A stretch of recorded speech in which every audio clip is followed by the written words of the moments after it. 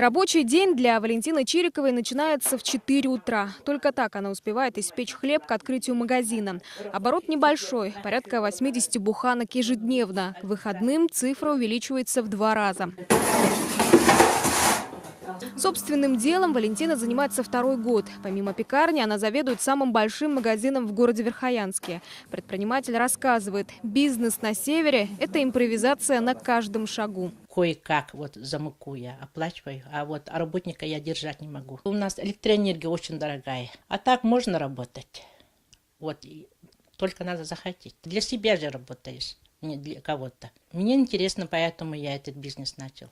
Свой интерес в бизнес решила превратить и Агафья Корякина. Ее пошивочная мастерская в районном центре Анабара стала одним из первых предприятий в сфере услуг. Спрос на пошив унтов, шапок и шуб в арктическом поселке велик. Народу наберем на работу, женщин безработных, которые дома сидят.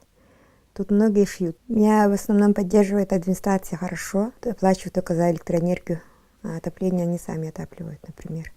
Мне это, например, очень выгодно. Каким видом предпринимательства выгоднее заниматься в условиях Якутии? В частности, на селе. В Северо-Восточном федеральном университете вот уже несколько лет проводят исследования по изучению местного рынка. Если говорить об арктических улусах, опять же, да, то там без помощи государства, конечно же, никак не обойтись. Говорить о том, что вот предприниматели являются подушкой безопасности, особенно те, которые занимаются традиционными видами деятельности, довольно-таки сложно. По итогам 2016 года в регионе зарегистрировано порядка 53 тысяч человек с собственным бизнесом. Общее число занятых в этой сфере людей достигает чуть больше 162 тысяч. Их средняя заработная плата почти 34 тысячи рублей в месяц.